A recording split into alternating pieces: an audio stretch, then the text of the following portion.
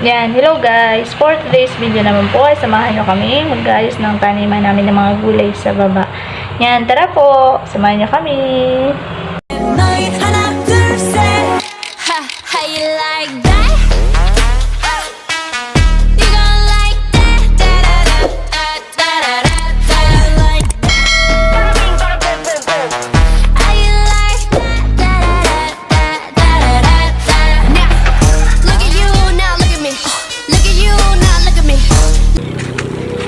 Sama ko po yung batutang makulit. Baka may nag-aabang na yung baboy yun. Nag-aabang na yung ating ano. Dali, punta na. Hindi naman aahon yan. Nag-aabang na po yung aming inahin. Nag-aabang na po. Dahan-dahan ha.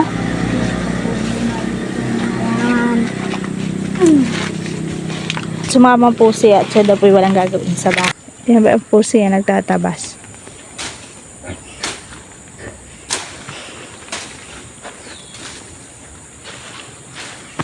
Bago na po yung aming inahin.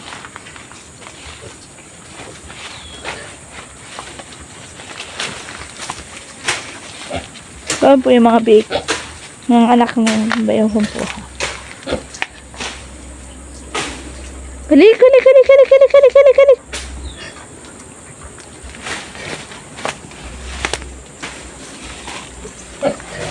Bayan po. Wala yung isa. Nasaan yung isa? Apat iya eh. Baka tulog na naman po yung isa. Suso! Huwag mo hawakan. O, balik mo dun sa pinanggalingan. Huwag mo lang dun. Balik siya kumapit. Ibaba mo dun. Yan. Bayon, apat pala sila. O, ayun. Apat po pala, bayan.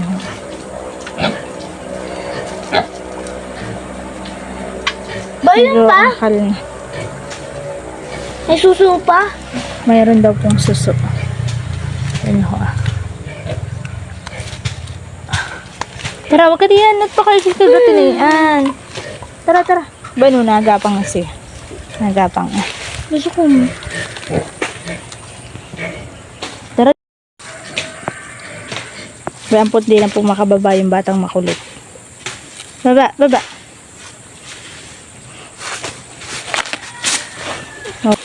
Pwede na po ang aming mga sitaw. Pwede po. Mayroon na pong bulaklak. Ayun na. Ito na yun ayaw magpo. Ay. Yung may bulaklak nga po. Kasi marami pong langgam. Ayun pa po.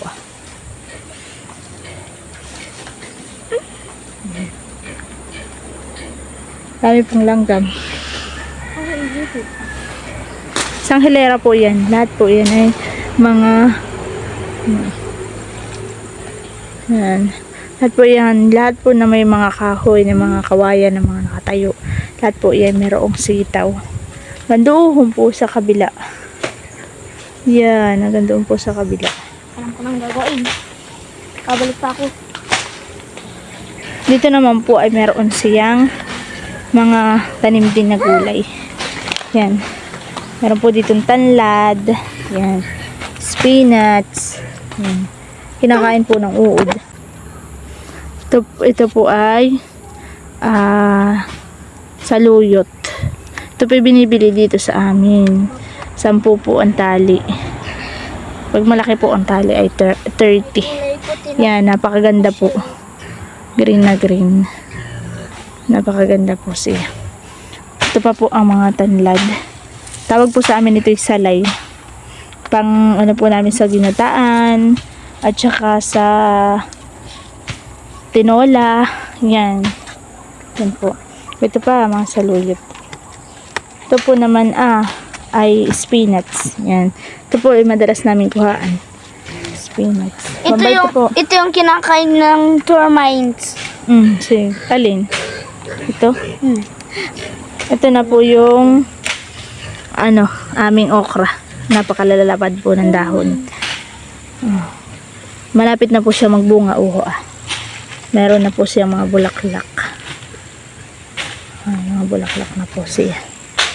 Yung kinakain. Lahat po yan okra. Okra. Yan po, okra na yan. Pakadami po. Tapos yung pong gitnang yan ay puro saluyot. Yan, mga saluyot po yan. At saka po may spinach din. Saluyot. Pwede pa po ang okra. Lapad ng dahon po. Yan. Malapit na pong magbunga. Yan na, okra. Malapit na pong magbunga siya.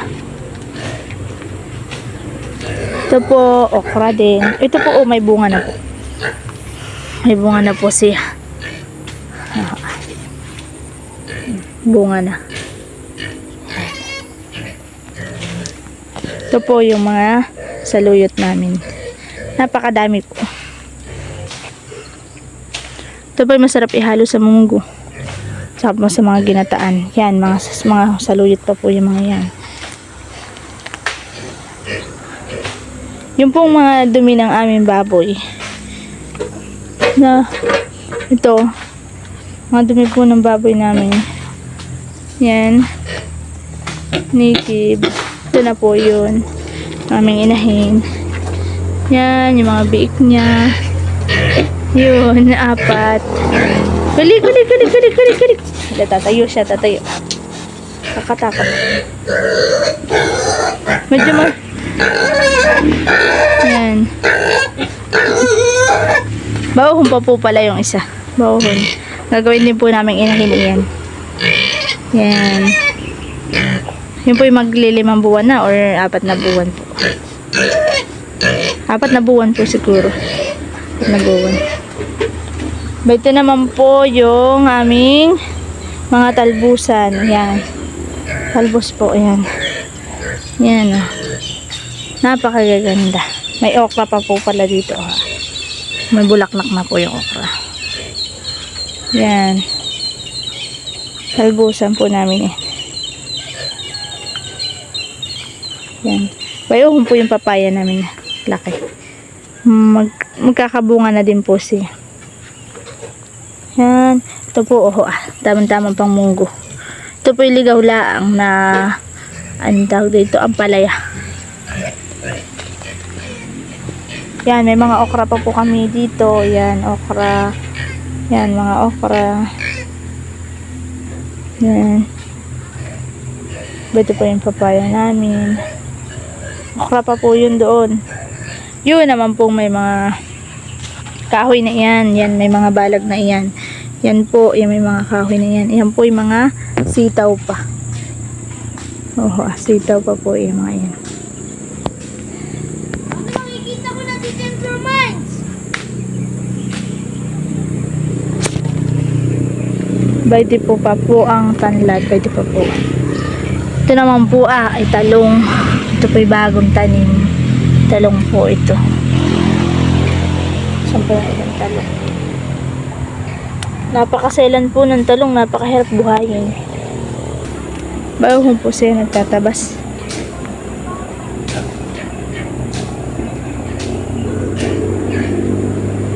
Lumot may painog ko ba? Painog po ang tawag sa amin yan.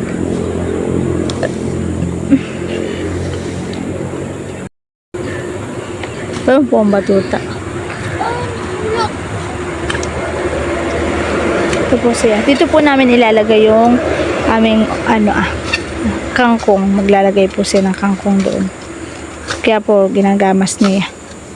May mga pinya po siya. Bambayan po yan. Isang hilera. Pinya. Pauhon pa po ang mga pinya. Bambay uhon. Meron na po palang bunga ito Sitaw, uho May bunga na po. Napakahaba. Napakahaba. Dami pong mga langgam na itim. Langgam na itim. Ito pa po, may spinach pa. May mga gabi. Yan, ito po. Gabi.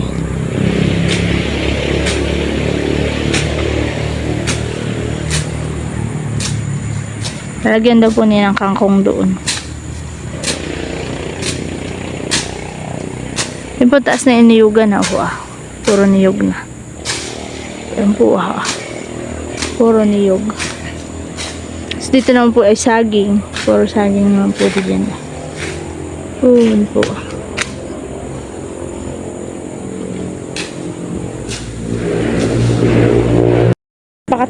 Napakataba po ng lupa. Kata mo nga, lupa. Mga itim. Lupa. Sobrang taba po.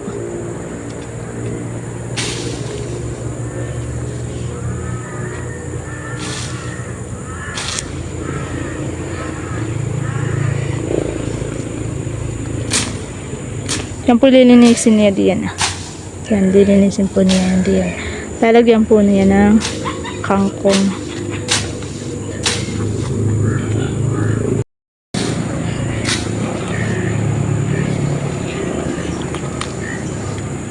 Yan, binubunot po niya yung mga gabi. Yan po na may mga gabing ligaw. Yan po ilalaga niya at para doon po sa aming native na baboy. Yan po yung mga yan. Yan naman pong mapupulay, pwede rin pong gulayin. Yung mapupulang gabi. Kaya lang kailangan po namin ng panlaga sa baboy. Kaya po nilalaga na namin.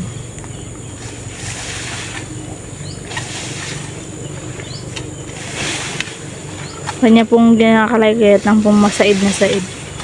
At papalitan po niya ng tanim. Yan po pantay, kaya po maganda diyan magtanim.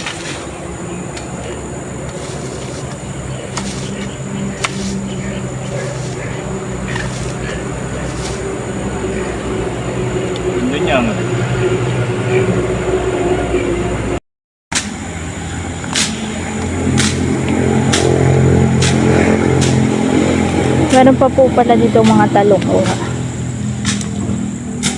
Talong po. Bago pa lang. Katatanim po yan. Pwede pa po. Butas-butas ang dahon niya. Kinakain ng kuwan. Uod. Ako magpapa-strong. Meron pa po ang isa.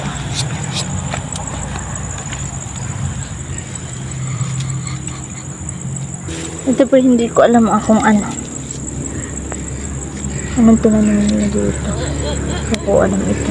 Ito, kalabasa o upo. Hindi ko po alam kung anong tao. Hindi ko po makilala. Pwede pa po ang mga ampalayang ligaw. Kadami. Ito po yung masarap ay sa munggo. May po pala yung magbunggo. Ampalayang ligaw. Ito pinagbubunga din kasi napakaliliit ng bunga niya at saka sobrang pait. Dami. Okra. Yan, ang okra na. Dami yan. One eternity later. May bunga na yung okra. Papadede na siya. May bunga na yung okra. Yung mga good news dyan. Lako ng dede. Ang dami laman. Maano na siya, payat na payat na. Dami laman ng dede. Okay na pinahit. Papuntahin mo dito yung mga bake. Papuntahin mo dito yung mga bake. Yung mga bake po, pagalain mo dito. Dali, palapitin mo dito. Palapitin mo dito yung mga bake.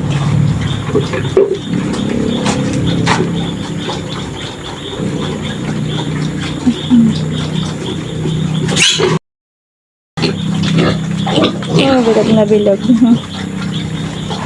Alerto yung mama niya eh. Bilog na bilog. Ano na? Gusto niyo mga sa ibigan.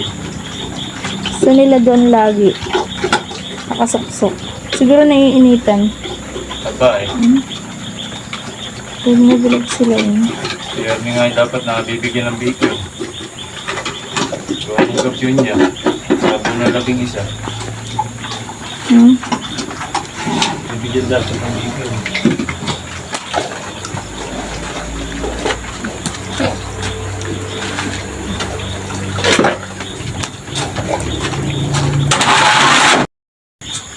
May pundasyon na katawan.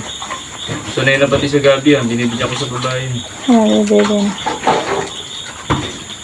Daming gatas eh. Daming gatas niya. Mapayat nga siya. Biglang pumayat eh no. Nawala yung batok niya matabay. Tsaka yung mukha niya. Lalo yung pito yung anak niya. May nga yan eh. Ganda ng gulay dito. Naman yung gatas niya, ang dami. Naliligaw-gaw.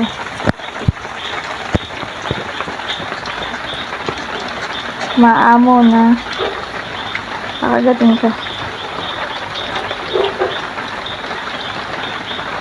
Sino yung mga tenga nila? Nilalaki no? Ano siya? Yung halata mong native.